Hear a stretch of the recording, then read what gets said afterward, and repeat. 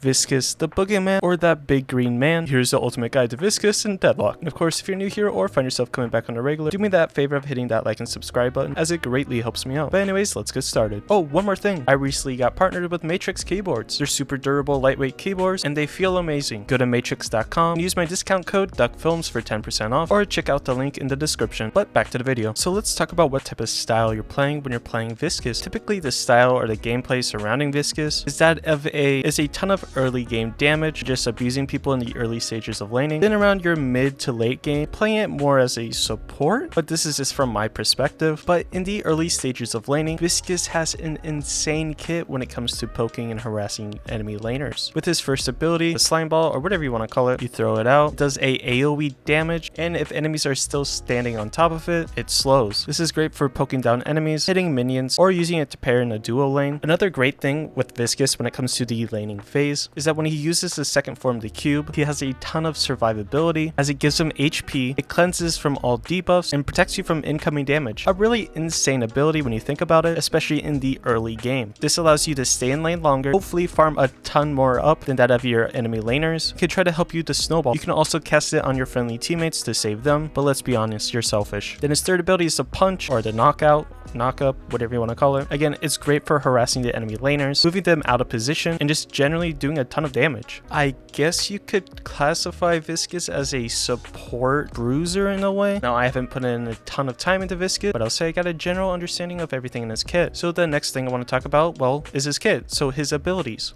Viscous' first ability is titled Splatter. You throw a ball of goo that deals damage and leaves a puddle behind, which applies movement slow to any enemies walking over it. At base level, it does 100 damage and it scales by spirit power by 1.5%. On the level 1 upgrade, you get a minus 5.75 second cooldown. At level 2 is plus 70 damage and plus 2 meters range. Then on the 5th and final upgrade, it bounces 2 times. When I have the 5th upgrade of Splatter, I try my best to keep myself in 2 tight spaces so that the splatter can splatter everywhere essentially. It's like you're trying to paint a Banksy, you know? You kind of just goo everywhere. That didn't really sound right. No, but seriously, the cube encases the selected player into, well, a cube. A giant goo cube. It purges all debuffs, protects you from incoming damage, it increases health regen. Do be warned, while you're in the cube, you can't use any other abilities, otherwise that would be pretty broken. But something to note is that if you cube yourself or a friendly, enemy players and even allies can punch the cube around, so just be wary when you cube and where you cube. Viscous' third ability is titled Puddle Punch. Materialize a fist out of goo that punches units in the area and sending them flying. It will deal damage and enemies' dash distance will be slightly reduced. Something to note is that this is also considered a light melee attack, so you can definitely pair it up with other bruiser type items, something that seems like a lot of people glance over. So at base level, its base damage is a funny number of 69, and it does a 20% movement slow. On first upgrade, you get plus 1 charge, so you can send people flying twice. On the second upgrade, it's plus 35 damage and plus 25% movement slow. Then on the 5th and final upgrade, it's minus 11.5 second cooldown. Something that's really cool is that you can use the puddle punch for yourself, allowing you to bounce around the map, pulling off some pretty cool movement tech. His fourth and ultimate ability is titled Goo Ball. As the name implies, you turn yourself into a goo ball and roll around. You can go faster by pressing and holding your left mouse button click, and you can jump with your spacebar, which is pretty fun. Something to note is that any enemy that is hit with the goo ball will end up being stunned and being dealt damage. You also bounce off walls like a pinball machine, so try to get enemies stuck into a little corridor so you can bounce back and forth on them. At base level, it does 140 spirit power damage. It scales by 1.3% spirit power and has a 1 second stun duration. Now, while you're in the goo ball, something to know is that when you're in the goo ball, you get plus 70% spirit resist and plus 60% bullet resist. So it's a really good tool to either escape or even engage with. On your first upgrade point into it, you get plus 5 second duration of the goo ball. On the second upgrade, you get plus 120 damage.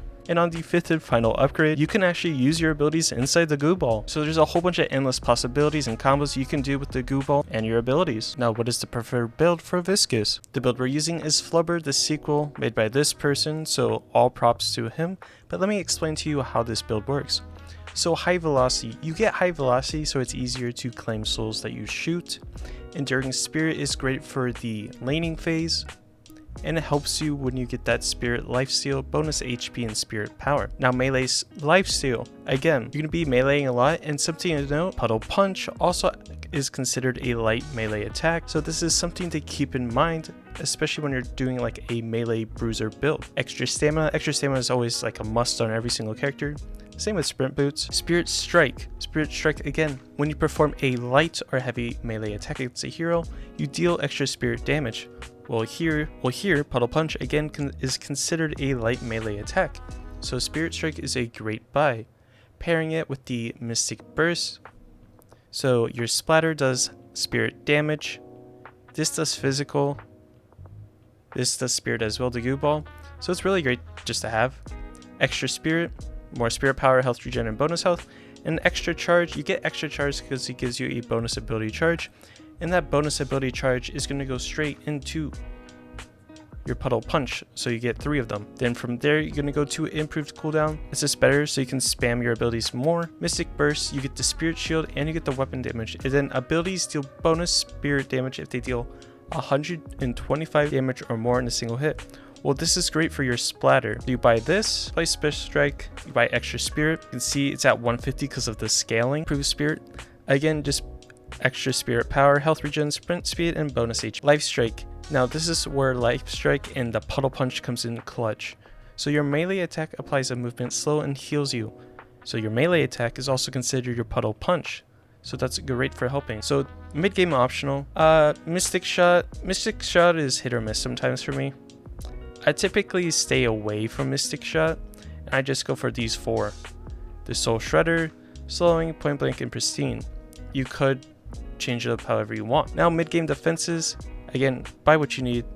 So of course, if you're going against like a Haze, a Vindicta, something like that, Bullet Armor, Spirit Armor if you're playing against like a Pocket, or you're playing against Bebop or something like that, Debuff if you're playing against Infernus. Spirit Lifesteal is just great to have. This is buy what you need. This is needed. Spirit Lifesteal is great. If you're trying to build the super damage build, then you would do Boundless, you would do Superior, you would do Reach, and I believe you would put Reach on either the Splatter or the Puddle Punch. I think it's up to you mainly. Echo Shard, you could use Echo Shard. All of these are great items to buy. And again, if you're trying to build more tanky, he has all the tanky items left out to build. But honestly, Flubber the Sequel is probably the best, Viscous build there is out there. This is the one I highly recommend, and all props to the creator of this. But anyways, that was my ultimate guide to Viscous. Again, I do my best to get these videos out as fast as possible so all of you can enjoy. And of course, I want to ask, if you're new here or find yourself coming back on the regular, do me a favor, hit that like and subscribe button. It would mean the world to me to get to 5,000 subscribers. Let me know down below in the comments what guide you would like to see next. But anyways, I hope you have a great day, and I'll catch you in the next one.